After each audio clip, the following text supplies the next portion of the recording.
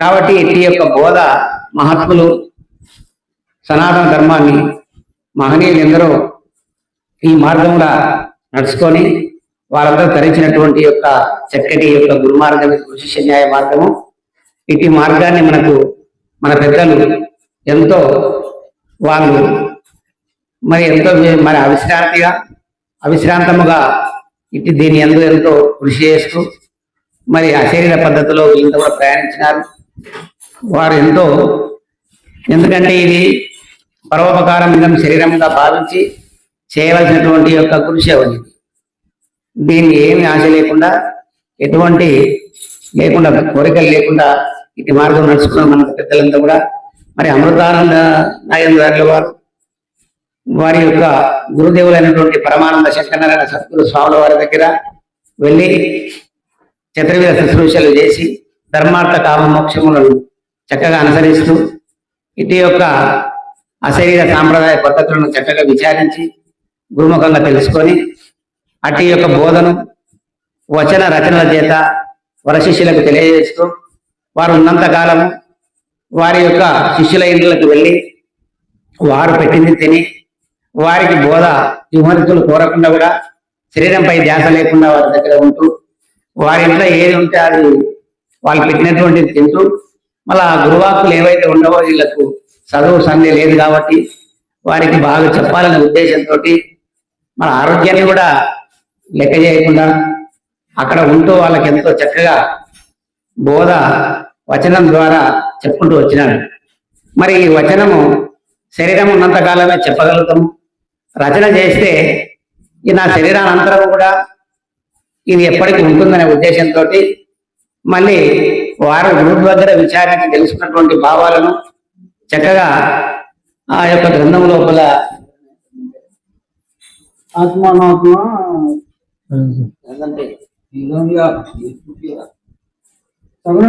సగుణ నిర్గుణాతీత బోధామృతము నిత్యానుష్ఠాన పూజ విధానము తత్వ సహితంగా ఇవన్నీ కూడా ఏర్పాటు చేసి పెట్టినాడు అతను. ఎందరికో ఇది ఆ రచన చేయడం వల్ల ఇది 1000 ఏళ్ల యొక్క ఆవశ్యక గ్రంథము. మళ్ళీ పోతే కూడా ఫ్రెడ్ చేసుకోవచ్చు. ఎప్పటికీ ఉండినటువంటి యొక్క ఈ సంపదను పెద్దలు మనకి ఇచ్చిపోయినారు.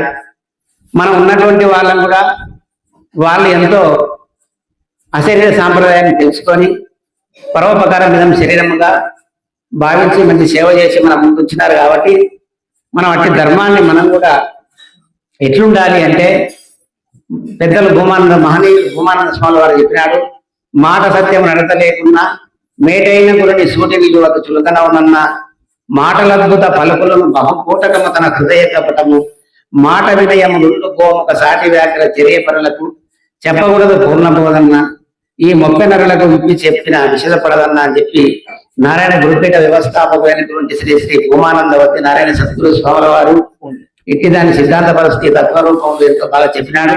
అంటే మాటకు సత్యం ఉండాలా, మాట్లాడదు. ఏం మాట్లాడుతుంది? బోధ కదలకుండా వినాలి, భజనకు కదలాలి. అయితే మాట సత్యం ఉండాలి. ఇక్కడ ఏంటి, మనుషులకు మాట కట్టబడతారు. మనుషులు అనేటువంటి వారు పశువులైతే ఓ తాడు తీసుకొని కట్టేసి ఉంటాయి, లేదా కర్ర చేతిలో ఉంటే ఉంటాయి. కుక్కలు ఉన్నాయంటే కట్టే చేతిలో ఉంటే రావు. బర్రె ఏమందరు అంటే కుక్కోని అన్నారు పెద్దలు చెప్పి మోట సామెత. మనుషులైనటువంటి వారు దేనికి కట్టుబడాలి? మాటకు కట్టుబడాలి. అట్లా కట్టుబడకపోతే ఇట్లా కట్టుబడినటువంటి మాట మీద నడుచుకున్నటువంటి వాళ్ళకంటే గాడులు పేర్లు అన్నారు పెద్దలు. ఎందుకన్నారు అట్లా అంటే అవి రోజు బరువు అయితే చాలు, బంగారైనా సరే రాళ్ళైనా సమానంగా వస్తాయి. బరువు అయితే చాలు వెళ్ళిపోతుంటాయి. వాళ్ళు ఇస్రాయల్ పక్కూరి గ్రామానికి అమ్ముకోవడానికి 10-20 కార్లు తీసుకొని ఇస్రాయల్ రోడ్లు మొత్తం వేసుకొని వెళ్ళి వేరే గ్రామాల్లో అమ్ముకొని వస్తుంటే తిరుగు ప్రయాణం లోపల మార్గ మధ్యం ఉన్న చీకటి అయితే ఆ గాడులు ఇస్రాయల్ అమ్ముకున్నటువంటి ఆమె లేడీస్ ఉంటే ఆ అడవిలో లేట్ అయింది కాబట్టి ఈ రాత్రంతా ప్రయాణం చేయడం మంచిది కాదు అని చెప్పి అడవిలో అట్లా చూస్తే ఒక చిన్న గుడిసెలో దీపం వెలుగుతా ఉంటే అక్కడ ఎవరో ఉన్నట్టుంది. అక్కడ ఈ రాత్రికి మనం ఇక్కడ విశ్రాంతి చేసుకొని మర్నాడు ఉదయం బయలుదేరి వచ్చిన ఉద్దేశంతో అక్కడ వస్తే ఒక సాధు మహారాజు ఉన్నాడు కుర్చీలో. ఆ సాధు మహారాజుకు తెలియజేసుకుంది, స్వామి ఈ నైట్ ఇక్కడ ఉంటా, నేను రేపు ఉదయాన్నే వెళ్ళిపోతా స్వామి అని అంటే, అదే ఉందిలేమో కొంచెం అన్నం ఉండి భోజనం చేసి పడుకోవాలంట. అయ్యో స్వామి, నేను ఒక్కదాన్నే కాదు, నాతో పాటు 15 గాడులు ఉన్నాయి, మరి అవి ఎక్కడ స్వామి అంటే, ఏముందిలేమో ఆడ కట్టేయకు అని చెప్పినాడంట. అంటే ఏం తాళ్ళు లేవు స్వామి అంటే ఇది తాడిచ్చినాడు పాపం. ఏది జనని పెట్టాడు తాడిచ్చి, స్వామి ఈ 15 గాడులు ఉన్నాయి కదా, ఈ జనని పెట్టాడు తాడు ఏంటికైతుంది అంటే, ఇది సరిపోతుందిలేమో వరుస నిలబెట్టి ఇట్లా తగిలించుకుంటా పోవాలన్నాడు. ఆ గాడులు వరుస నిలబెట్టి అన్నిటికి ఇట్లా చుట్టుకుంటా పోయేది. మళ్ళీ తాడు నిలిపితే మళ్ళీ ఆయనకే ఇచ్చింది ఆ సాగు తెచ్చి. ఈ గాడులు ఉంటాయి అబ్బాయి కట్టేయలేదు కదా ఈ సార్ అంటే చెప్పంటే, మీది గురువాతమ్మ ఎక్కడో ఈ గాడులు చింతల నిద్రవో అని చెప్పింది. ఇంకా సాగులో మాహిత్యం ఉండొచ్చు లేకపోతే అట్టే పడుతుంది. మర్నాడు ఉదయం లేచి కర్ర తీసుకొని ఎంత కొట్టే పోవాలి, కట్టేయలేదు కదా అనుకున్నాయి. ఎంత కొట్టినా పోతలేవు. అయ్యో ఈ స్వామి ఏదో మాయ చేసిండు, నా గాడుగా నీటి వండిపోయేదట, రేపు నేను విత్తనాలు ఎట్లా అమ్ముకోవాలి, ఈ సాములతో పావులతో సాహసం చేయడం చాలా కష్టం అమ్మా, ఎంతో సాహసం ఉండలేక చేసి కదా నేను, నా గాడులు ఇక్కడే వండిపోయేటట్ట అని అని బాధపడ్డది పాపం. పోయి స్వామి నా గాడులు పోతలేవు స్వామి అంటే, అమ్మ రాత్రి కట్టేసినావు కదమ్మా అంటే, ఏడ కట్టేసిన స్వామి, జనరిద్దరు తాడిస్తే అరే తగిలిచ్చిన మనకి తాడికి వేసినాయి కదా, నేను కట్టేయలేదు కదా. అయ్యో స్వామి అట్లా కాదమ్మా, ఇక అభ్యాసం చేత అలవాటు అయింది, మళ్ళీ ఈ తాడు తీసుకపోయి తగిలిపో అంటాడు. మళ్ళీ ఈ తాడు తీసుకపోయి ఆ కొనకెళ్ళి తగిలించుకొస్తే తగిలించి కథ లేచిపోతూ ఉండండి. గాడులు కట్టుబడి అంటే మాటపై నిలకడలేనటువంటి మనుషులు గాడుల కంటే హీనమే అని అంటారు కదా. ఏదైతే మాట ఇచ్చినావంటే మాటకు ప్రాణం ఉండాలి కదా. అందుకే మాట సత్యము నడత లేకున్నా మేటైన గురువుని సూటి నిలువను చురుకనగా. ఏమైతే అక్కడ మేటైన గురువులు గొప్ప గురువులైనటువంటి బోధ తన మనసులో చురుకనైపోయిందే, మామూలులే ఆయన ఏముంది మానవుడేలే అనేది అతని మదిలో నాటకపోతుంది. కాబట్టి బోధ పట్టదు. సాక్షాత్ పరమేశ్వరుడే, ఆ పరమానంద స్వరూపుడే అట్టి గురువు అట్టివాడే కనుక నాకు ఈ బోధ చెప్తున్నాడు అనేది ఆ లోపల భక్తి కుదరదు మాటపై సత్యం లేనటువంటి వారికి. అందుకే మాట సత్యము నడత లేకున్నా మేటైన గురుని సూటి నిలువను చులుకన ఉన్నన్నా. ఎక్కడ నిలవాలి మనము? ఈ తనువు, ఈ మనస్సు, ఈ ధనము, సర్వ సంపదలు గురార్పితముగా మనం ధారవేస్తుంది. గురువు ధారవేసిన తర్వాత ఇంకా ఏది మనది కాదు కదా అంటే, ఫస్ట్ గురువులు వైరాగ్యాన్ని బోధిస్తారు. వైరాగ్యాన్ని బోధించిన తర్వాతనే దాని ద్వారా భక్తి కలుగుతుంది. భక్తితోటి అంటే భక్తి జ్ఞాన వైరాగ్యాలు కలిగితే కనుక నువ్వు తర్వాత వైరాగ్యాన్ని అంటే ఏది శాశ్వతం కాదనైనా ఈ సృష్టిలో ఉన్నటువంటి సమస్తం అంతా కూడా పుట్టి పెరిగి నశించలేదు తప్ప ఏది శాశ్వతంగా నిలవదు, దీనిపై ఎక్కువ మమకారం పెంచుకోవద్దు అనేది వైరాగ్యం చెప్తారు. కాబట్టి ఈ తనువు, మనసు, ధనము, సర్వ సంపదలు గురాత్మకం అయిపోయింది కాబట్టి మాట ఇచ్చినాం కాబట్టి ఆ మాట పైన ధ్యాస కలిగి ఉండాలి ఎప్పుడు. ఇది ఏది మనది కాదు అని చెప్పి అంటే మనది కానటువంటి దాన్ని మనది అనుకోవడం వల్ల అప్పుడు మోహం ఏర్పడుతుంది. దానిపైన మోహము, భయము, ఇంకా సర్వం అన్ని దృక్కునాలని కూర్చుంటేది.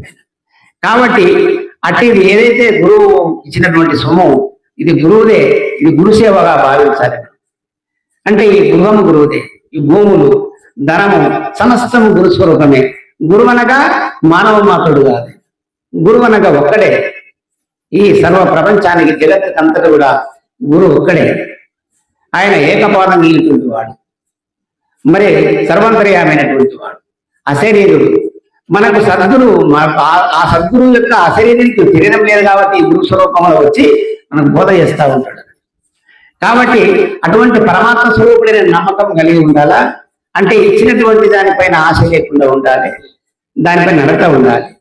ఏదైతే మనసుల మాట అన్నామో దానిపై మనసు ఉండాలి. దానిపైన ఓహో ఇచ్చినాము, ఇది గురువుదే, మనం చాలా జాగ్రత్తగా ఉండాలి. ఈ శరీరం గురువుది, శరీరం గురువు అన్నప్పుడు ఎట్లుండాలి? స్నానము, సంధ్య, అనుష్ఠానము, తిని వస్త్రములు, శుచి శుభ్రతలు పాటించాలి. ఈ శరీరం నివసిస్తున్నటువంటి ఇల్లు ఎవరిది? ఇది గురువుదే కనుక ఇది ఉన్నటువంటి ఇల్లు కూడా ఇది ఆశ్రమము. ఈ ఆశ్రమంలో అనవసరమైనటువంటి చెడు పనులటువంటి చేయకూడదు. ఈ పవిత్రం అంతా కూడా ఈ యొక్క మన ఇల్లు పరిసర ప్రాంతం అంతా కూడా శుచి శుభ్రత, పూల చెట్లతోటి చాలా సంతోషంగా ఆనందంగా ఇదంతా ఉంటే మనకు బ్యాక్టీరియా అది ఉత్పత్తి కాదు, మనకు ఆరోగ్యం బాగుంటుంది. అంటే మొదటగా ఇదంతా ఉండాలి. అంటే అంతర్శుద్ధి బాహ్యశుద్ధి రెండు ఉండాలి. ఉండగలిగినప్పుడు మాత్రమే మనం అక్కడ కూర్చోగలుగుతాం, మంచి వాతావరణం ఏర్పడుతుంది, ఉంటుంది. అంటే ఎప్పుడైతే ఈ శరీరం గురువుకి ఇచ్చిన వనక నివసిస్తున్నటువంటిది ఉంది, అంటే మనసు గురువుకి ఇచ్చిన వనక, మరి మనసు అనేది కోతి లాంటిది, ఇది ఒక ఈగ లాంటిది. అనేక పెద్దలు అనేకంగా చెప్పినారు. దీన్ని అదుపు చేయాల. దీనికి అదుపు చేయాలంటే ఏం చేయాలి అంటే దీనికి పని పెట్టాలి.